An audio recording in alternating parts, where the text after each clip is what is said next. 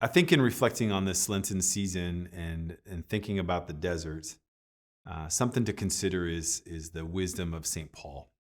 A lot of people don't remember that when Paul was thrown from his horse slash donkey, and Christ says, "Why are you persecuting me?" And he makes it to Damascus, and he's healed of his blindness.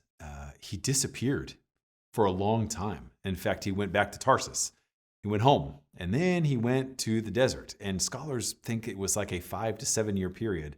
People think he just kind of jumped back in, and he's like, "Well, I was a Pharisee, and now I'm going to be the super apostle." And that is not true. He spent a long period of time in the desert. He was living a life of high education and fame, which led him to violence.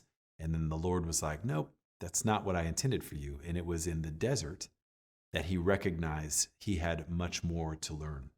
I think sometimes we live our life that way. We live our life with a really strong conviction and an agenda, especially as we get older. We think, "Oh, this is the thing. This is what I'm going to do the rest of my life." And the Lord says, "No," and he kind of knocks us down. But then we forget that part of the healing of our redirection, of our conversion that he's intended for us, is to go into the desert and to be at peace in the desert. So we lead what we think is this perfect trajectory, right? With our perfect photos and our perfect image of ourselves. And the Lord says, remember, there's still a lot of imperfection. And sometimes our response is to fix it and get back to the perfection that we think we're living, when in all reality, this season is a time to spend in the desert, in the spirit of St. Paul, which means to slow down. It means to breathe. It means to make silence a part of our life, which may be the most countercultural thing we could do. It means to inhale the dry air.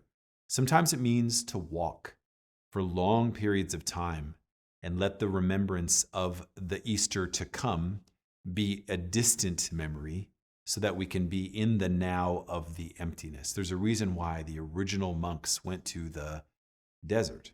So in that spirit, in the spirit of St. Paul, let's just remember to spend some time there. And this will be hard for some of you, but it doesn't mean time that you need to document for everyone to see. It doesn't mean that you need to take pictures of yourself in the desert. It means to just turn everything off and disappear. Some of us are pharisaical in the way we think about the faith, the way Paul was. He knew everything. He could recite everything. And the Lord said, "I want something different." And some of us try to project an image of ourselves to culture that's really not who we are deep inside. Paul was both of those things, but he discovered the true source of his love for his Creator through a revelation of Christ in the desert.